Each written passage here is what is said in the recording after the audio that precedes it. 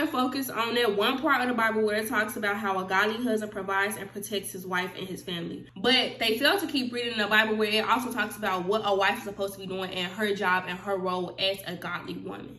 Y'all not ready to talk about this, but it has to be said because I've been seeing so many women post little memes or little small 6-second videos saying, oh, God says the husband has provided this, that, and the third, but they're failing to mention what God also says a godly woman or a godly wife is supposed to be doing as well. They just see, oh, this man got to provide for me, so he got to have money, he got to have a car, he got to have a house, he got to have all of these things in order for him to, but they're not reading the part where God is telling them to submit to their husbands. They're not reading the part where it says the wife is providing for the home, she's taking care of the home, she's taking care of the kids, she's making sure that everything is done in that household. Now, I'm not saying that this is something that I did not once struggle with, but it's something that we have to come to realize, like, okay, when we read the Bible, we have to know that God not only told us what the husband was supposed to do, but he also told us what our jobs as a wife is supposed to do as well.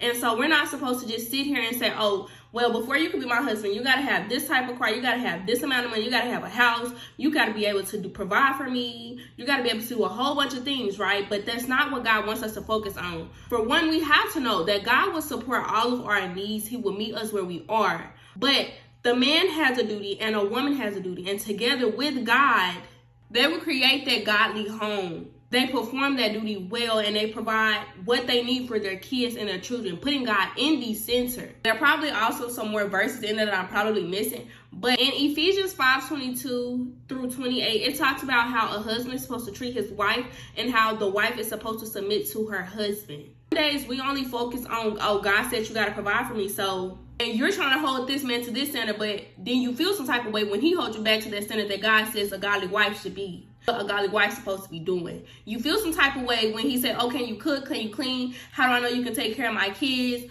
Or, things like that a woman is supposed to be doing. And then you say, oh, that's all that the man looks for. But all you look for is if he's able to provide for you or not. Like, we put that standard on them, they're putting that standard back on us because that is also a part of our job according to the Bible. And I'm not saying I never thought like this, but I'm saying I'm thanking God that he realigned my mindset. He shifted my mindset from thinking, oh, I gotta have a husband that's gonna provide, to me thinking, okay, if I have that husband that's gonna provide, what can I bring to the table? How can I serve him and do what God has called me to do? You know what I'm saying? How can I submit to my husband the way that God is telling me to submit to him? We all have a part in the role that we have to play. We have to fix ourselves and get ourselves right with God before we can go out and try to find that godly husband. Stop focusing on what that part of the Bible say and know that it takes 3: God, your husband, and you.